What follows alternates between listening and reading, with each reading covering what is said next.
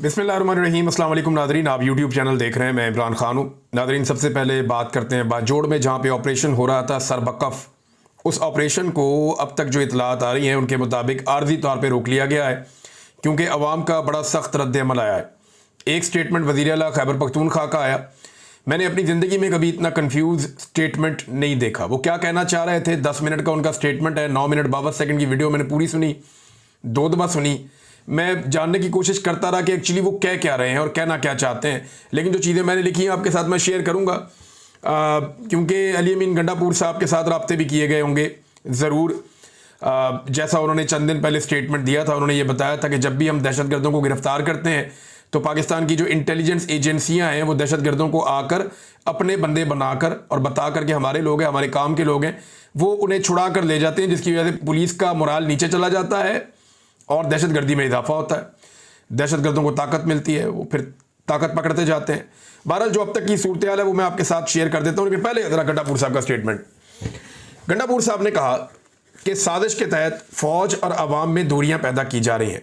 अब ये कौन कर रहा है? ये तो गंडापुर साहब खुद अपने मुंह से कहते रहे। उन्होंने कहा जी इन्हें बेनकाब करना बहुत ज़रूरी है।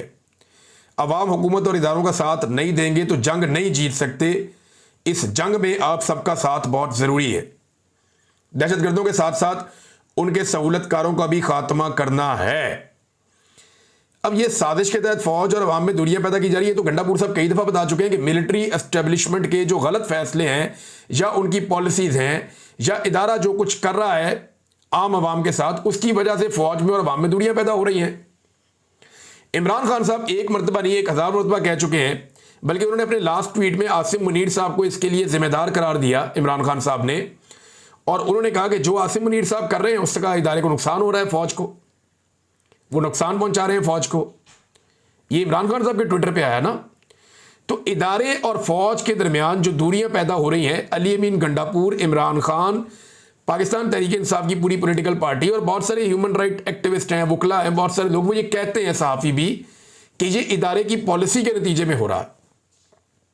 और जो इदारे के टाउट सहाफ़ी हैं वो ये कहते हैं कि जी इदारे को इस बात की अब कोई फिक्र नहीं है कि लोग उनके बारे में क्या सोचते हैं या अवाम से उनकी दूरी पैदा हो रही है।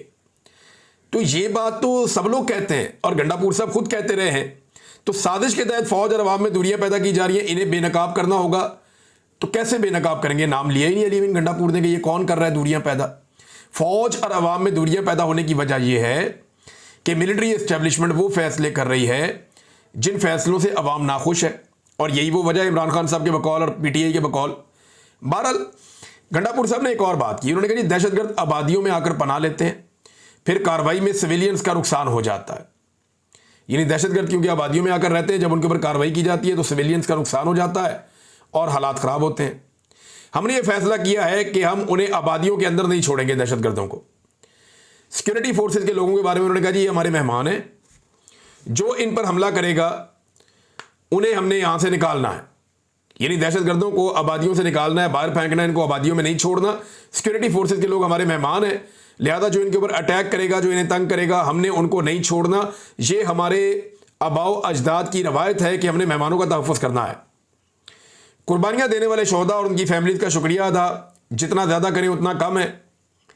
फिर उन्होंने कहा जी जिरगे होंगे पूरे खैबर पख्तूनख्वा में, मुशरान बैठेंगे, सियासी नुमाइंदे बैठेंगे और दीगर लोग बैठेंगे, मुशावरत करेंगे।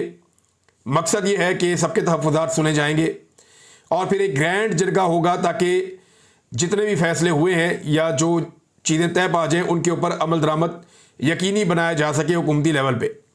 फिर गंडापुर साहब ने कहा कि हम इंशाल्लाह ये जंग ज़रूर जीतेंगे। बाद में उन्होंने ये कहा कि हम ये सिर्फ जंग जीतेंगे नहीं बल्कि हम ये जंग जीत चुके हैं।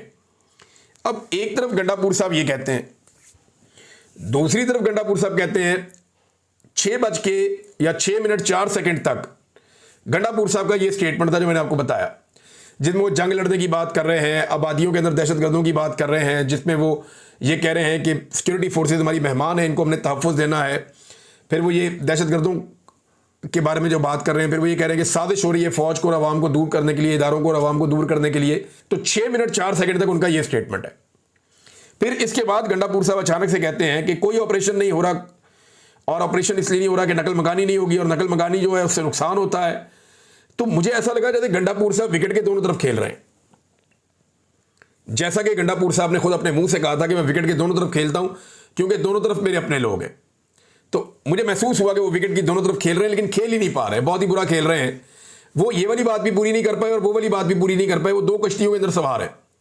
जो अवामी रद्द-ए-अमल है ऑपरेशन के खिलाफ, वो उसके बारे में बात नहीं कर पा रहे, और जो गुस्सा है एस्टेब्लिशमेंट के अंदर में भी वो अली अमीन गंडापुर साहब को कन्वे किया गया, और नॉर्मली ये होता है, राब्ते तो होते हैं, तो वो उसके ऊपर भी पूरा अमल दरामद नहीं कर पा रहे। तो आधा तितर आधा बटेर वाला मामला अली अमीन गंडापुर साहब ने किया है इस सारे मामले में। तो तरक्की के लिए अमन लाना होगा, साथ उन्होंने ये भी कहा, और ये मिलकर करना होगा। फिर मादनियात के मामले के ऊपर अली अमीन गंडापुर साहब ने कहा कि ये हमारा असासा है, हमारे अवाम का असासा है, और ये प्रोपेगेंडा किया जा रहा है कि इसे कोई ले रहा है। मैं आपको ये बता देता हूँ, इसका इख्तियार भी हमारे पास है, हमसे ये इख्तियार ना मांगा गया और ना हम देंगे, ये हमारे पास ही रहेगा। लेकिन दूसरी तरफ मैं देखता हूँ मुराद सईद मादनियात की बात करते हैं, शानदाना गुलजार मादनियात की बात करती हैं, पाकिस्तान तहरीक इंसाफ की पार्टी के 90% लोग मादनियात की बात करते हैं, तहरीक इंसाफ की जो सूबाई हुकूमत है उसके लोग मादनियात की बात करते हैं। वो ये कहते हैं हमारे मादनी वसाइल पे कब्जे की ये लड़ाई है। जो खैबर पख्तूनख्वा के अवाम है वो मादनियात की बात करते हैं। लेकिन दूसरी तरफ अली अमीन गंडापुर साहब कहते हैं जी कंट्रोल मेरे पास है, ये प्रोपेगेंडा है। अब ये प्रोपेगेंडा अली अमीन गंडापुर साहब की अपनी पार्टी अगर कर रही है, उनके अपने लोग या उनके अपने सूबे के अवाम कर रहे हैं, तो वो बताएं ना कौन कर रहा है प्रोपेगेंडा। यानी क्या ये खबर गलत है, या ये सवाल जो उठाया गया था पार्लियामेंट में, ये सवाल गलत था कि FWO को, जो फौज का एक झेली इदारा है, उसे कॉपर माइनिंग का खैबर पख्तूनख्वा में ठेका किस टेंडर के तहत मिला, ये सवाल उठाया गया था। यानी क्या वहां पे कोई बोली हुई, कोई टेंडर हुआ, वो ठेका वैसे ही मिल गया, इसका रोला पड़ा हुआ था, ये सवाल उठाया गया था। क्या ये सवाल गलत उठाया गया? क्या गंडापुर साहब ने इसके बारे में बात की? तो गंडापुर साहब ने दावा किया था कि हम काम करेंगे इसके ऊपर, जो इजाफी इख्तियारात दिए गए हैं फौज को खैबर पख्तूनख्वा में, इस गुफ्तगू में उसका भी जिक्र नहीं है। तो ऐसा लगता है कि गंडापुर साहब पे शदीद प्रेशर आया, महसूस होता है, मुझे ज़ाती तौर पे लग रहा है, मेरा ये एनालिसिस है, मुझे लगता है उन पर प्रेशर आया। और एस्टेब्लिशमेंट, आपको पता है जो पाकिस्तान में हालात में प्रेशर तो वो डालते हैं, और ये प्रेशर तो फील भी होता है, पता भी चलता है। तो गंडापुर साहब चंद दिन पहले तक जो थे, ये सारी जो टॉक वो कर रहे थे, इसमें वो नहीं थे। लेकिन पाकिस्तान तहरीक इंसाफ कहाँ खड़ी है ये देख लें। इसमें पाकिस्तान तहरीक इंसाफ के लोग जो है वो पूरी ताकत के साथ खैबर पख्तूनख्वा की आवाम के साथ खड़े हो गए। और ये जो मनाजिर मैंने देखे हैं, इसमें जुनैद अकबर साहब कहते हैं हम हर ऑपरेशन के खिलाफ हैं, ये इदारे हमें बताएं पहले ऑपरेशन होने जो हुए हैं उनके क्या नताइज हैं। अगर पहले ऑपरेशन कामयाब थे तो अब दहशतगर्द कहाँ से आ गए? पहले कहा जाता था कि अफगानिस्तान में तालिबान की हुकूमत आएगी तो दहशतगर्दी नहीं होगी, लेकिन अब ये सब कुछ हो रहा है। फिर जुनैद अकबर ने कहा कि खैबर पख्तूनख्वा हुकूमत ऑपरेशन को फौरी तौर पर रोके। खैबर पख्तूनख्वा हुकूमत को आईनी इख्तियार देता है कि फैसला करे। अगर खैबर पख्तूनख्वा हुकूमत ने रवैया ना बदला और इसी तरह चलते रहे तो हम फैसला करेंगे और खैबर पख्तूनख्वा हुकूमत के खिलाफ निकलेंगे। ये जनाब जुनैद अकबर साहब। अब गंडापुर साहब खेल रहे हैं विकेट के दोनों तरफ, जुनैद अकबर साहब विकेट के अवाम वाली साइड पे चले गए, पब्लिक वाली साइड से मैं खेल रहा हूँ। बहरहाल ये जो मुजाहरा है ये बड़ा खौफनाक है, बहुत बड़ी तादाद में लोग निकले हैं। एक मासूम बच्चे की लाश भी शहरियों ने उठाई हुई थी। मैंने बड़े लंबे अरसे के बाद इतनी बड़ी तादाद में लोग देखे जो बाजोड़ में एक दिन के ऑपरेशन के बाद अवाम निकलकर सामने आई है, बहुत बड़ी तादाद में। शाहिद खटक साहब ने भी कोई तस्वीर शेयर की है, गुलजफर खान साहब जो इस इलाके के रहने वाले हैं उन्होंने कुछ तस्वीर शेयर की हैं। बड़ी शदीद वहाँ पे नारेबाजी भी हुई, इवन फोर्सेस के खिलाफ भी नारेबाजी हुई, दहशतगर्दी के खिलाफ भी नारेबाजी हुई। अवामी नेशनल पार्टी इन्होंने एक मुतालबा किया है। आपको याद होगा मौलाना खान ज़ेब साहब की शहादत हो गई थी थोड़े दिन पहले, जब एमएल वली खान साहब गए थे वहाँ पे उस इलाके में, हालांकि ख़तरा भी था फिर भी वो वहाँ पे गए और जाकर उनके घर वालों से मिले, उनका हौसला बढ़ाया। बड़ी अच्छी बात थी, मैंने उस दिन तारीफ़ की थी। अब ये मौलाना खान ज़ेब साहब भी इस ऑपरेशन के शदीद मुखालिफ थे और इसके रास्ते की एक बहुत बड़ी दीवार थे। मौलाना खान ज़ेब के कातिल भी नहीं पकड़े गए, कोई कार्रवाई भी नहीं हुई। और मौलाना खान ज़ेब जो हैं देखें ना, वो तो ऑपरेशन के खिलाफ थे ना, तो कोई दहशतगर्द उन्हें क्यों मारेगा? ये सवाल भी अपनी जगह पे ना। उनको तो वो मारेगा जो अमन का दुश्मन है, उनको तो वो मारेगा जो चाहता है कि कुछ ना कुछ ऐसी एक्टिविटी चलती रहे, या अवाम का दुश्मन है जो उनको मारेगा। बहरहाल अवामी नेशनल पार्टी ने एक मुतालबा किया है, स्पीकर से मुलाकात की अवामी नेशनल पार्टी के सूबाई असम्बली के रुकन निसारबाज खान ने। उन्होंने कहा जी कि पीर बहुत दूर है, आप शाम को, कल शाम को बुलाएं फौरी तौर पे, सूबाई असम्बली का इजलास बुलाएं हंगामी तौर पे, और इजलास बुला के इस पे बात करें। खैबर पख्तूनख्वा के अमन व अमान की सूरत हाल बहुत ख़राब है, यहाँ पे ऑपरेशन किया जा रहा है, गैर एलानिया तौर पर रियासत ने ऑपरेशन शुरू कर दिया है बाजोड़ में, जिससे बेगुनाह सिविलियन शहरियों को निशाना बनाया जा रहा है। ये अवामी नेशनल पार्टी की जानिब से ये जारी किया गया स्टेटमेंट, एमएल वली खान नहीं है, अवामी नेशनल पार्टी की जानिब से जारी किया गया। मुतालबा किया कि फौरी तौर पर इसके ऊपर असम्बली में इजलास बुलाकर बातचीत की जाए। ये अब मेरे सामने नाज़रीन वीडियो खुल गई है, छोटा बच्चा है, उसके कपड़ा बंधा हुआ है, ये बहुत ही मासूम बहुत प्यारा बच्चा है, छोटा सा, इतनी शलवार कमीज पहनी हुई है। इसकी डेड बॉडी इसकी फैमिली ने उठाई हुई है और बाजोड़ वाले एहतजाज में पहुंच गए हैं कि इस बच्चे का क्या कसूर है, यानी इस बच्चे ने क्या किया था। इसमें सलीम ज़ेब अफरीदी साहब लिखते हैं कि पख्तूनख्वा वतन में पख्तूनों का हाल, रियासती मजालम और फौजी ऑपरेशन के वो कारनामे जिनमें आज तक किसी दहशतगर्द की लाश तो हमें नहीं नज़र आती, लेकिन मासूम बच्चों की लाशें में नज़र आ रही हैं। ये एक तरह की नस्ल कुशी है और पख्तून माओं की गोदें खाली हो रही हैं।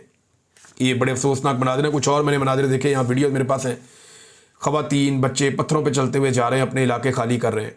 एक मरतबा फिर बाजोड़ में नकल मकानी हो रही है। क्या पश्तूनों की किस्मत में यही रहेगा? वो ऐसे ही नकल मकानियाँ करते रहेंगे, बार बार ऑपरेशन। यानी कभी ऐसा हुआ दुनिया के इस एक इलाके में को 20 ऑपरेशन हो गए एक सूबे में और अभी तक अमनो अमान ही नहीं आया, और हर ऑपरेशन के अंदर हज़ारों जाने गई हैं, सैकड़ों जाने गई हैं, फिर भी बलूचिस्तान में और खैबर पख्तूनख्वा में अमन नहीं आ सका। सिर्फ KPK में 20 ऑपरेशन रिपोर्ट हुए। ये 22वां ऑपरेशन वहाँ की जो मकामी क़यादत है वो ये कह रहे हैं। मोहसिन दावड़ साहब ने भी बड़ा सख्त इसके ऊपर स्टेटमेंट जारी किया है और मौलाना खान ज़ेब साहब के वो सवालात आज सोशल मीडिया पे वायरल हैं जो उन्होंने पूछे थे कि हम तो अपने घर खाली कर दिए थे, लेकिन उस ऑपरेशन में हमारे घर, बाज़ार और पूरी बस्ती वीरान हो गई। जिसके खिलाफ ऑपरेशन किया गया था वो दोबारा कैसे पैदा हो गए? ये वो सवाल है जो पूछा था मौलाना खान ज़ेब साहब ने। गुलज़फ़र खान जो हैं जिन्होंने पाकिस्तान तहरीक इंसाफ की जानिब से इलेक्शन लड़ा था बाजोड़ में, और क्योंकि वहाँ पे एक पाकिस्तान तहरीक इंसाफ के साथी जो थे तहरीक इंसाफ वालों के, वो शहीद हो गए थे और उनके भाई ने फिर इलेक्शन लड़ लिया, तो वो छोड़ के चला गया, शहबाज शरीफ की काबीना में शामिल हो गया। तो ये कुरान मजीद हाथ में लेकर बहुत बड़ी तादाद में लोग निकले और इन्होंने ये कहा कि कल हमारे बाजोड़ में तोप के गोलों से 3 बंदे शहीद और 20 से ज़ायद ज़ख्मी हैं। आज कर्फ्यू तोड़कर हम मार्च करेंगे। तो लोगों ने आज कर्फ्यू तोड़ दिया है। खैबर पख्तूनख्वा की गवर्नमेंट ने भी ये ऐलान किया कि जनाब कोई कर्फ्यू यहाँ नहीं लगा सकता DC, और दफ़ा 144 का निफाज नहीं कर सकता। तो बाजोड़ के अवाम के हमरा कर्फ्यू तोड़कर मार्च कर रहे हैं। ये गुलज़फ़र खान साहब ने स्टेटमेंट दिया, हाथ में कुरान पाक और बाजुओं पर काला कपड़ा बांध कर दोनों दहशतगर्द गिरोह के सामने जरगा करेंगे कि हमें जीने दे। ये दोनों दहशतगर्द गिरोह कहते हैं जी, हमें दोनों तरफ से दहशतज़दा होते हैं। दहशतगर्दों की तरफ से, तालिबान की तरफ से भी होते हैं और फौज की तरफ से भी होते हैं, क्योंकि हमारे ऊपर दोनों की गोलियां आकर गिरते हैं, हमारे ऊपर दोनों की गोलियां आकर गिरती है। तो हम तो दोनों तरफ से पिस रहे हैं।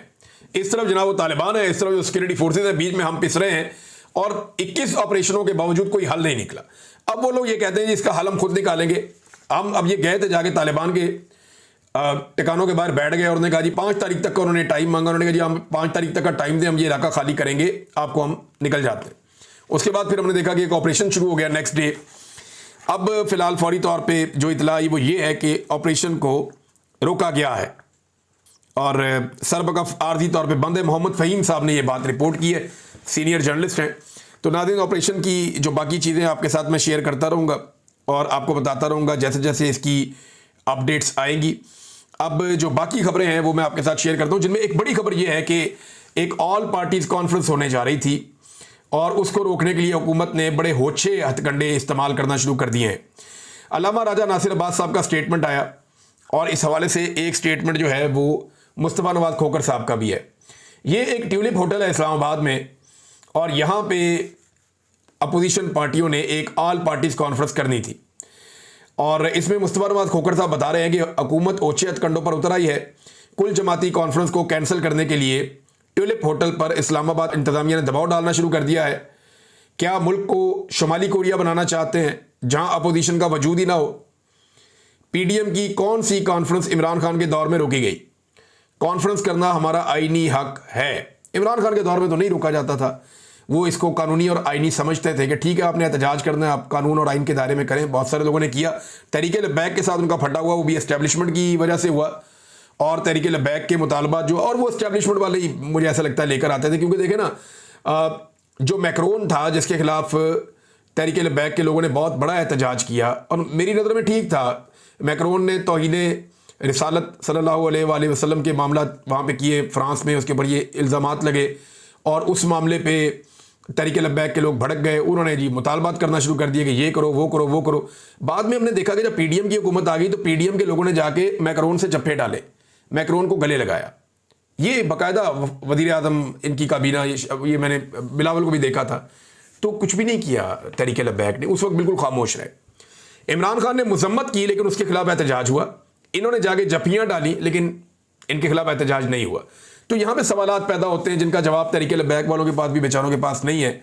वो बेचारे फिर सोशल मीडिया पे टमक टोइयाँ करते हैं या गालियाँ देते हैं। ऊपर लिखा हुआ होता है कि नामूस रसालत के लिए जान भी कुर्बान है, और नीचे जो गालम गलोच की हुई होती है। मुझे समझ नहीं आती कि ये उलमा इनको सिखाते क्या है, ये आलिम दीन इनको बताते क्या है कि आप किसी की भी माँ बहन की गालियाँ दें, आप बदतमीज़ी करें, किसी की निजी ज़िंदगी के अंदर घुस जाएँ। ये बहुत अजीब लगता है। यानी ऊपर आपने लिखा हुआ है कि नामूस रसालत के लिए जान भी कुर्बान है, सरतन से जुदा, इस किस्म की चीज़ें भी लिखते हैं, बहुत जज्बाती जुमले लिखते हैं, खून को गरमाते हैं वो चीज़ें। लेकिन जो अमल है वो नीचे वो है ही नहीं, बड़ा अजीबोगरीब है। नीचे गालम गलोच, बदतमीज़ी और पता नहीं क्या कुछ है। सेनेटर अल्लामा राजा नासिर अब्बास साहब ने भी इसी मामले के ऊपर बड़ी शदीद तनकीद की है।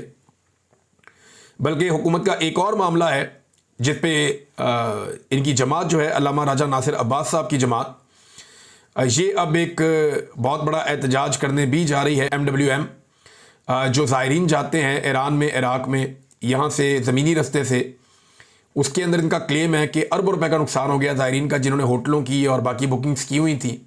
अब उनको रोका जा रहा है कि ज़मीनी रस्ते से आप नहीं जा सकते क्योंकि लॉ एंड ऑर्डर मेंटेन नहीं है। थोड़े दिन पहले वज़ीर दाखिला कह रहा था कि एक SHO की मार है दहशतगर्द, और आज सूरत हाल ये है कि वो ये कहता है कि जी लॉ एंड ऑर्डर मेंटेन नहीं है, लिहाजा आप ज़मीनी रास्ता इस्तेमाल नहीं कर सकते। नाज़रीन, अब ज़रा चीनी वाला मामला ले लें। ये भी बड़ा एक इंपॉर्टेंट मसला पाकिस्तान में फंस गया। खबर ये चलाई गई है, ये जियो के ऊपर आप खबर देखें, वज़ीर आज़म का ताकतवर शुगर माफिया से टकराने का फैसला। अंदाज़ा करें आप कि पाकिस्तान के वज़ीर आज़म ने ताकतवर शुगर माफिया से टकराने का फैसला कर लिया। इनकी अपनी मिलें हैं, और मैं आपको एक खबर पढ़ के सुनाता हूँ, और ये बड़ी इंटरेस्टिंग खबर है शाहिद असलम साहब की। इमरान खान के दौर में खुद शहबाज शरीफ पर रमज़ान शुगर मिल्स का 25 अरब रुपए का मनी लॉन्ड्रिंग का केस बन गया। 25 अरब रुपए का मनी लॉन्ड्रिंग का केस बन गया रमज़ान शुगर मिल के ऊपर। इमरान खान के दौर में पर्चा हो गया, FIA ने दे दिया पर्चा, तहकीकात शुरू हो गई, और तहकीकात के बाद पर्चा हुआ था। DIG उस वक्त के जो डायरेक्टर FIA थे डॉक्टर रिजवान, उन्होंने पर्चा दिया था, और हमजा शहबाज और सलमान शहबाज ये दोनों भी इसके अंदर मुलजिम थे। बाद में आपको पता है कि कैसे वो उनका इंतकाल भी हो गया। सलमान शहबाज केस के फौरी बाद बरतानिया फरार हो गए। सलमान शहबाज साहब तो फौरी तौर पर जैसे केस हुआ वो तो निकल गए पाकिस्तान से, बरतानिया चले गए। और इस केस में कई गवाह जो हैं ऐसे हैं जिनकी जान ही चली गई, वो लोग ही मर गए। एक चपड़ासी था मकसूद, ये और कुछ और लोग थे, वो दुनिया से चले गए, फौत हो गए। उनका पता ही नहीं चला कि वो बेचारे कैसे फौत हो गए। शहबाज शरीफ ने जनरल बाजुआ से मुबैना डील की, और ना सिर्फ केस से बच निकले बल्कि वज़ीर आज़म भी बन गए। अब शहबाज शरीफ साहब कह रहे हैं कि वो शुगर माफिया के खिलाफ टकराएंगे। अंदाज़ा करें आप, यही शहबाज शरीफ जो खुद शुगर माफिया के केस के अंदर था, और इसने डील की मुबैना तौर पे जनरल बाजुआ से, जो अब एक हकीकत है, सारी दुनिया उसको जानती है। यही शहबाज शरीफ अब शुगर माफिया से टकराएंगे जिनके अपने घर की शुगर मिल है। अंदाजा करें, और इसका केस भुगता हुआ है इन्होंने, और आगे अपना NRO लिया और अपनी जान छुड़ाई है इन्होंने। खबर यह है, जो एक इंक्वायरी रिपोर्ट है उसके मुताबिक 5 लाख टन चीनी की इब्तदाई इंपोर्ट की इजाज़त डिप्टी वज़ीर आज़म इसहाक डार साहब की सरबराही वाली कमेटी ने दी है, और ये दस्तावेजात वजारत ग़िज़ाई तहफ़्फ़ुज़ की हैं जो ये बता रही हैं कि डार साहब ने हरकत की है। अच्छा, पैसा किसने कितना बनाया, ज़रा ये आप देखें। ये अखबारात में खबरें लग रही हैं, और बाकायदा ये खबरें जो हैं ना सिर्फ अखबारात में लग रही हैं बल्कि इनकी हेडलाइंस चल रही हैं, और वो ये बताती हैं कि शुगर माफिया ने टका के पैसा बना लिया है। शुगर मालिकान ने 300 अरब रुपए कमाए हैं। ऑडिटर जनरल ने इस बात का इंकशाफ किया है, कोई आम आदमी नहीं कह रहा, ऑडिटर जनरल है पाकिस्तान का जो ये कह रहा है कि शुगर माफिया ने 300 अरब कमाए। और पब्लिक अकाउंट कमेटी के FBR और वजारत सनत से सख्त तरीन सवालात, मिल्स मालिकान के नाम भी तलब कर दिए गए कि बताओ किस किस ने कितना कितना पैसा कमाया, तो वो सारा रिकॉर्ड आ गया है। और अब एक नई खबर आ रही है और ये खबर जियो न्यूज़ पे चल भी चुकी है और सेक्रेटरी इंडस्ट्रीज ने एक ब्रीफिंग दी है जिसमें उसने ये बताया कि चीनी दरामद करने के बाद अक्टूबर में चीनी की कीमत 256 रुपए फी किलो हो जाएगी। आज जो चीनी 200 रुपए से ऊपर है वो 256 रुपए किलो हो जाएगी, वो ये कह रहे हैं। तो ये अरबों रुपए का ये खबरें मैं नहीं देता होता था, ये असल में मेरे वो दोस्त घूम गए जो माइक लेके गलियों में फिरते थे। वो अगर आज होते मेरे दोस्त कहीं ना खो जाते तो मुझे जरूरत ही ना पड़ती, वो लोगों से खुद ही पूछ लेते। लेकिन मेरी दिलचस्पी इससे ज्यादा इस बात में अवाम की जेब पे तो डाका है, लेकिन ये अरबों रुपया जाग इनकी जेबों में रहा है। ये है सोचने वाली बात कि माफिया अवाम को कैसे लपेट रही है। इमरान खान के दौर में 80 रुपए की चीनी बहुत महंगी थी, आज 200 रुपए से ऊपर वाली सस्ती चीनी पाकिस्तानियों को दस्तयाब है। और एक और इंटरेस्टिंग बात बताऊं आपको मैं कि मुजरे सेहत चीनी और गंदम इंपोर्ट की गई है, इस पे भी रिपोर्टें तैयार हैं। आने वाले दिनों में चीजें आपको मैं दिखाऊंगा। और माफिया कैसे काम करता है देखें आप। ये अयूब खान के दौर की बात है, 50 साल पुराना एक जंग अखबार है मेरे सामने। इसमें एक हेडलाइन लगी हुई है कि चीनी चोरों को माफ नहीं किया जाएगा। और आज नाजरीन लगभग 50 साल के बाद शहबाज शरीफ साहब ने कहा है कि ताकतवर शुगर माफिया से शहबाज शरीफ ने टकराने का फैसला कर दिया। तो क्या घर में आपस में टकरे मारेंगे अब? ये सारे के सारे इनके अपने साथ हैं, जरदारी साहब हैं, शरीफ खानदान है, या इनके दोस्त हैं, लटरम पटरम सारे आपस में ही हैं। तो आपस में अब ये टकरे मारेंगे, टकरे खेलेंगे आपस में कि टकराने का फैसला कर लिया। लोगों को ये बेवकूफ़ समझते हैं, लोग हैं नहीं बेवकूफ़। इमरान खान साहब के हवाले से कुछ खबरें हैं मेरे पास। उनके बच्चों के पास कौन से कागजात हैं कि वो पाकिस्तान आएंगे, उनके पास पाकिस्तानी ID कार्ड्स हैं। डोनाल्ड ट्रंप ने इंडिया के ऊपर बहुत बड़ी बिजली गिराई है। बात करते हैं अगले वीलॉग में। अब तक के लिए इतनी, अपना ख्याल रखिएगा, अपने चैनल का भी। अल्लाह हाफ़िज़।